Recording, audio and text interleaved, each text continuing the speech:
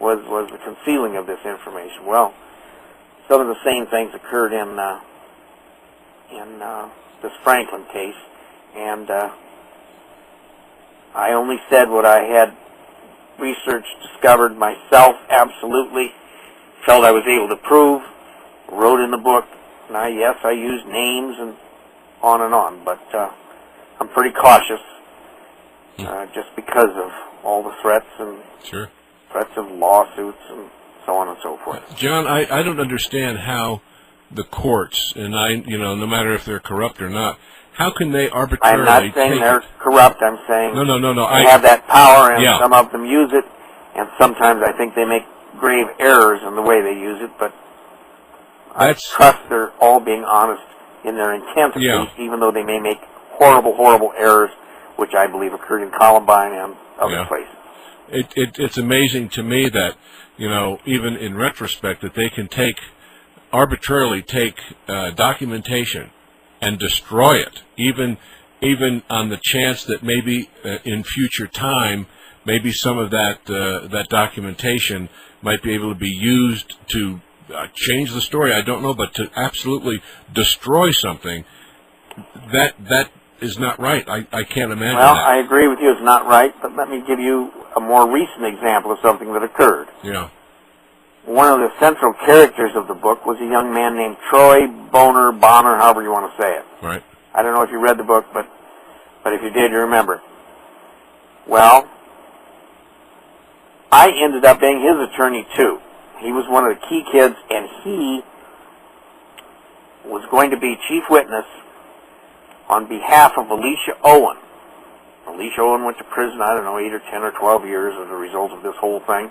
She was a 17-year-old girl, and her claim was she had been having sexual relations with the chief of police of Omaha, who then ultimately became the chief of police of Wilmington, North Carolina, by the way. Anyway, and for saying that, she was charged with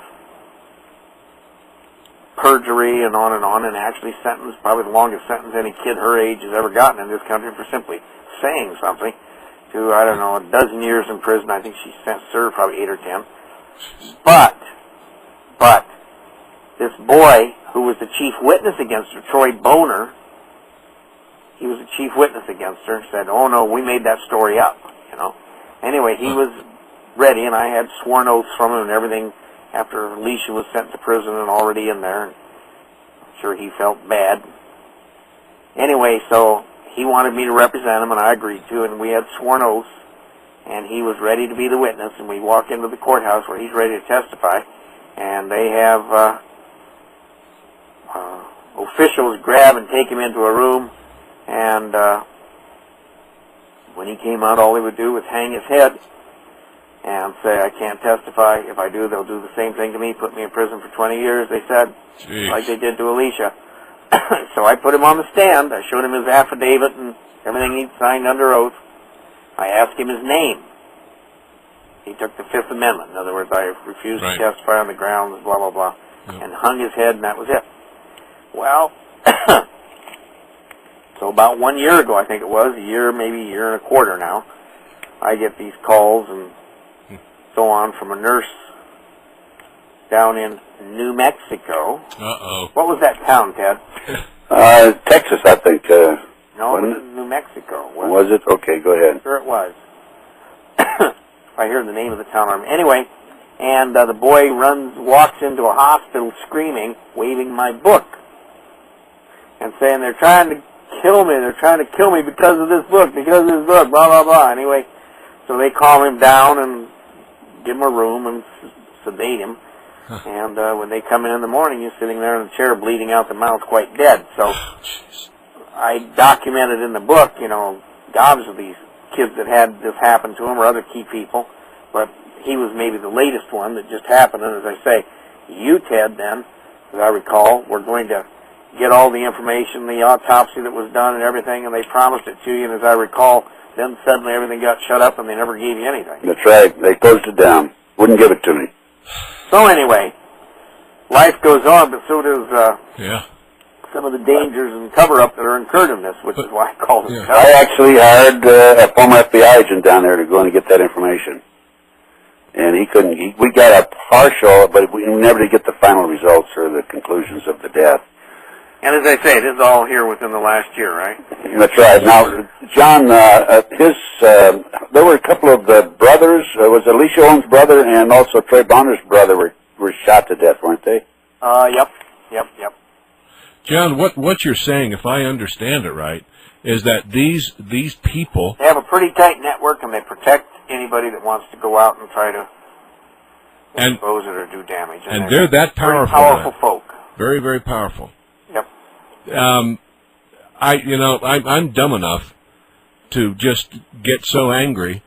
There's got to be something that can be done. Nobody is that powerful. If I have God Almighty on my side, then I'm not afraid of anything. But this can't go on. We, the people of the world, cannot allow this to happen to children, to destroy lives and souls.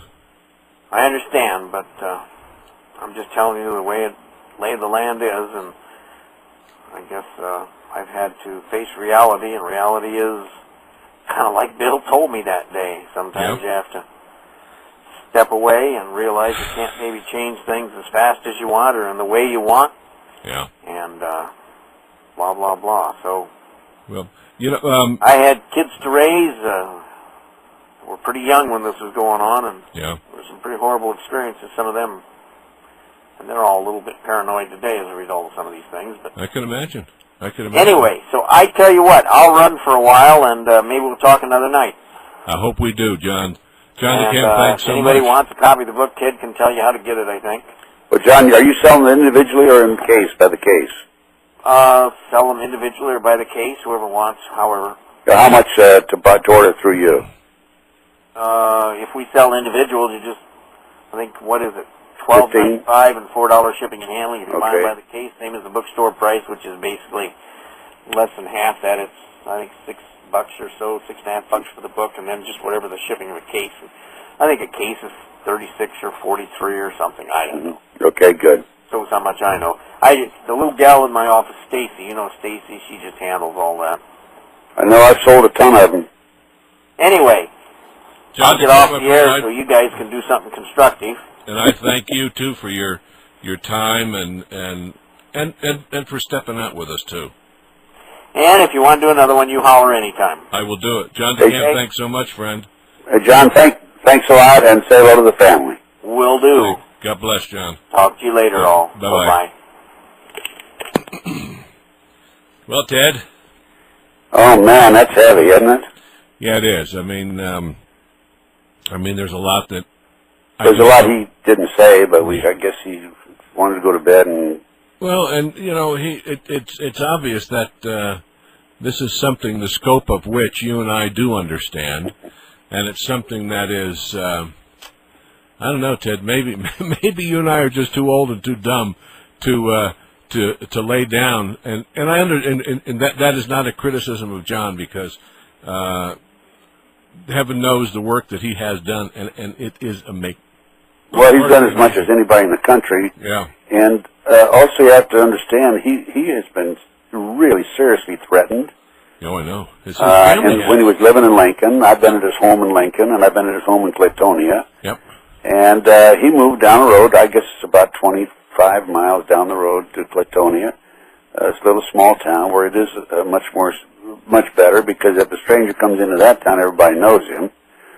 And also, John was, in his day, he was described by the Omaha World Herald newspaper as the most prominent politician in the state of Nebraska. That's right.